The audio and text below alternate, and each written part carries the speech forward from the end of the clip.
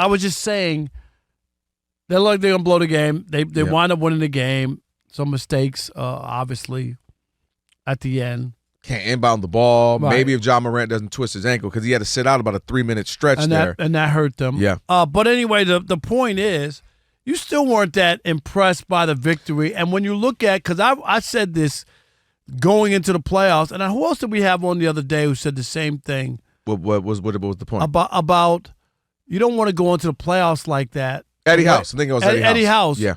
In that they lost to the Spurs without their two stars. Mm-hmm.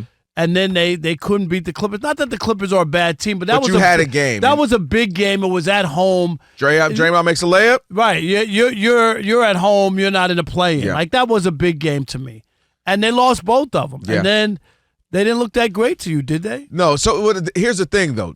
They looked to me. What made me kind of go is because I think that might have been their best case scenario, and their best case scenario wasn't that great. And what I mean by that is, I don't know if I'm getting Steph Curry putting up 37, 15 in the fourth, Jimmy Butler with one of the more efficient 38-point games you'll see. But he did have a lot of free throws. I was looking at that. Yeah, well, but that's fine. Playoffs are about that. And then to go 75 points or so from those guys, and then to barely win. You know, and it wasn't like Ja went crazy and had 40 or 50 on you. To me, I watched them, and I was like, that's what Jimmy's there for. Jimmy is the efficient playoff Jimmy, or play-in Jimmy in this case, is going to be a steadying force. He was perfect because Steph had this period, the third period, where he wasn't doing anything. Shout out to Scottie Pippen Jr., played some great defense on him for a while there. And that's why you bring in a Jimmy Butler, right? Hey, I need some help. I can't do this all by myself. If you're Steph and if you're Steve Kerr. Remember, it was rough during the season. He was like, Steph is tired, okay? He's trying to do everything by himself. We don't have anything. These young guys aren't stepping up. It was bad. I mean, it's hard to look at the Warriors now and think back to how bad they were at one point. And they were really bad. I mean, we were literally really like, bad. is this the end for Steph? Is he going to go out like this? Is his career going to end? Is he never going to make the postseason again? That was a real conversation. And the reason, so I bring this up to say, Jimmy came in and did exactly what you hoped he would do. But as I watched it, I went, oh. And this is why I didn't fully buy them. I knew they were pretty tough out. And listen, they're going to get the next round. They play the Rockets. It's going to be a tough out because they just have championship pedigree, some of the team members, and obviously Jimmy being to a finals. And he's just tough. He's a real hard player. But I went, that's just not enough. Because I had to get a perfect game from Jimmy. Steph. You're not going to get that every night. I'm not going to get 15 in the fourth every night. And I really looked at, like, who's the third option? Draymond is going to be Draymond. He's going to be good on the defensive end. He'll make a few nice backdoor cut passes. And he'll also blow some layups. He's going to blow some layups. He's going to shoot some horrible threes at times. But I'm like, then who is it? And what is up with Kuminga?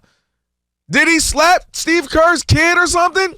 He went from being a piece that was playing where you go, man, he's so athletic. You keep, one day he's going to click for him. About him. One day it's going to click for him. One day it's going to click for him. Ooh, he was nice tonight. He had 22.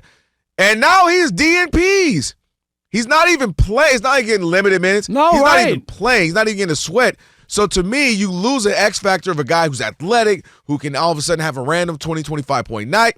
And if you're losing that, and I'm relying on Moody and Pajinski, to me, I'm like, oh, that's just not enough because now I'm relying on Jimmy to give me 30, 38 a night, Steph to go 30-something plus a night, and 15 and fourth every night just to barely win. So I watched them. It was an entertaining game. The stars came to play.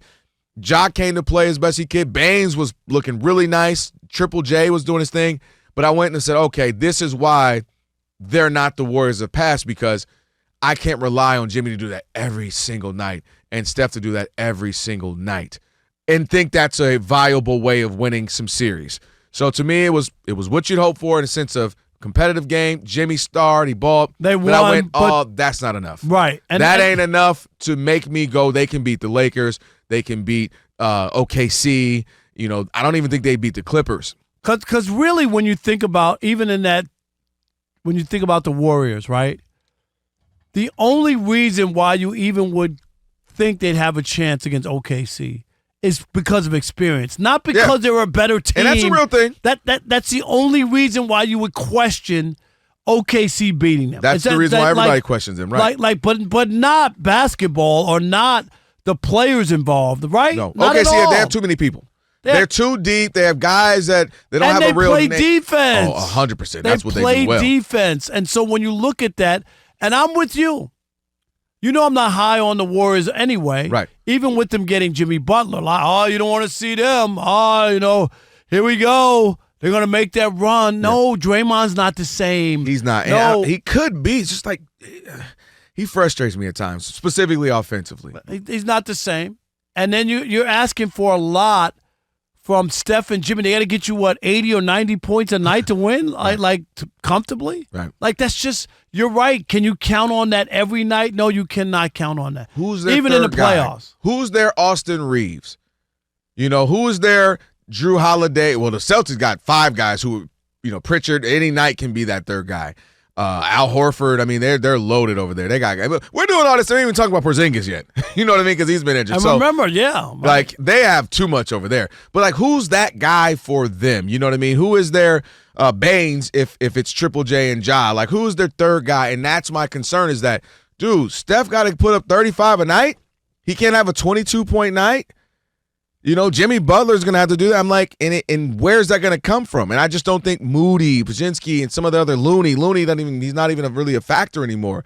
You're not playing Kuminga. A couple years ago he was. He was for sure. Absolutely. He was annoyingly good. He was a part of that team, big time. Yeah, I might only get 8 points, but they're going to be the most annoying 8 points if you're the other team because it's going to be at the most opportune time for the Warriors. Yeah. So I just saw it and I was like, wow, this is what you brought Jimmy in for. Jimmy showed up at playoff/play-in Jimmy was there, but I still went like I thought all along. It's just not going to be enough. And remember, even their run with Jimmy, when you pull back the curtain a little bit, you look at the teams that they played. Sub 500. A lot of sub 500s, and those were the teams that they feasted on. And I'm not mad at you. You got to beat those teams that are in front of you, but it does say maybe they're not as good as we thought. Oh, when they got Jimmy, they were rolling. They were winning all these games. They were 15-3. Well, yeah. They were, but they didn't bleed up a lot of good teams, and that's the problem. So I'm with you. Yeah, you brought up a good point though. You're going to have to beat them because the only thing Steph knows, Draymond knows, and some of those guys who have been there for a few years, and Steve Kerr, they're going to play hard. Right. They're going to lay it all on the line. If they're going to die on their shield and their sword, you know what I mean? Meaning they're not going to just give it to you. So you got to beat them, but talent-wise, I look at them, I go, it's just not enough there. I think they're beatable. I really do. I think the only respect that they're getting is based off of their history, pedigree, history, and what they've done. And that's why people can't let it go. It was almost, and I brought this up to you, and I said it before, but it was the reason. If you really look honestly at the Chiefs and the Eagles, honestly, how you see that? I because. The Eagles were so much better than the Chiefs. Without a doubt. Do you know what I mean? But the history, Chiefs. Exactly. And people were saying, what everybody said when we interviewed them. I can't go against the Chiefs. I can't go against Patrick Mahomes. You know what? That's a compliment, though. To me, you earned that. That's like the Yankees in the 90s. It's like, man, I ain't betting against the Yankees. Come on. They mess around. But that's what this is with the Warriors. Like, people are still giving them their respect, and I understand because of their resume. Yeah. But it's not based on the team they have. It really isn't. Nope. All right.